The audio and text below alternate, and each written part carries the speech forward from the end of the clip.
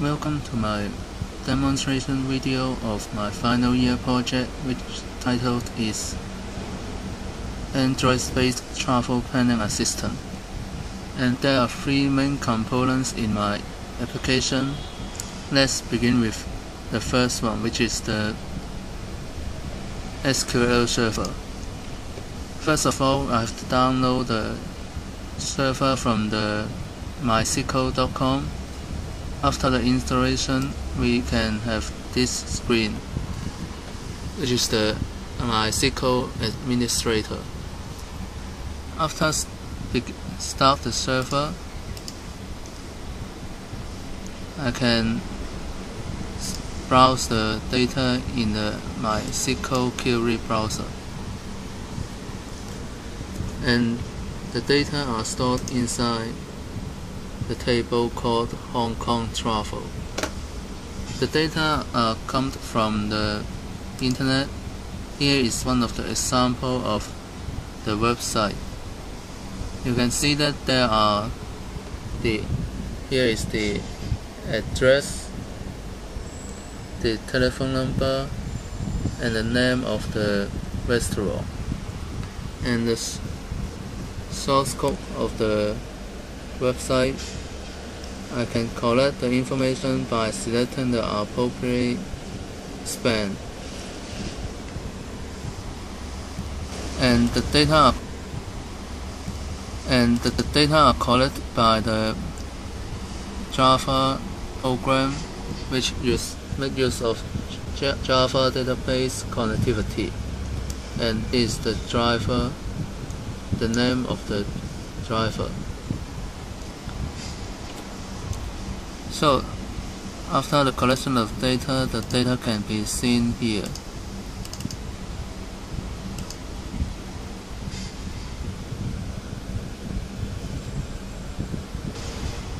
Here's come to the next component of my application, which is the PHP server, which is acted as a bridge between the Android application and also the database. And I have chosen the SAMPP because it's free of charge and easy to install. Just download it from the website, and after the installation, you can find the application panel. You can start the services here, and if you have done this properly, then you can see the welcome screen of the SAMPP server. I have written some PHP files so that the query can be converted into PHP, and PHP will convert the result set into a JSON formatted string. And here is the example of a URL. The results are shown here, saying that how can I travel between those spots. And the spots are recognized by the geocode of the location.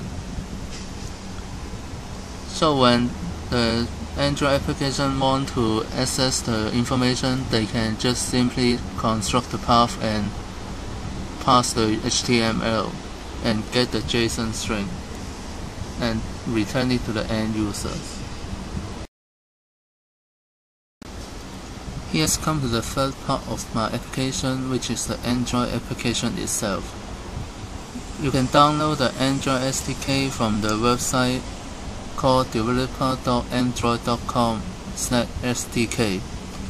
After the installation, you can find the SDK manager here. You can see any update here and download the SDK. And then in the Eclipse, I have installed the Android application development plugins. You can find that the icon here represents the Android function, which can be installed by the Help tab in the Eclipse, and click Check for updates.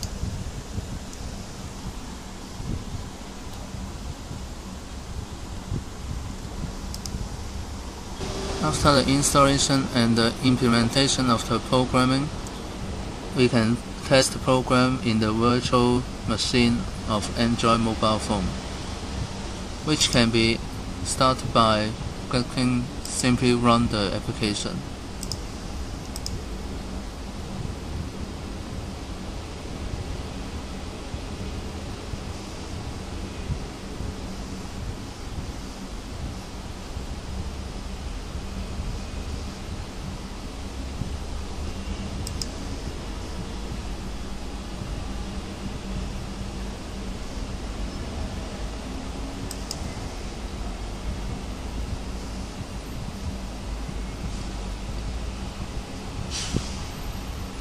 Then we are going to move on the real testing to the real mobile phone.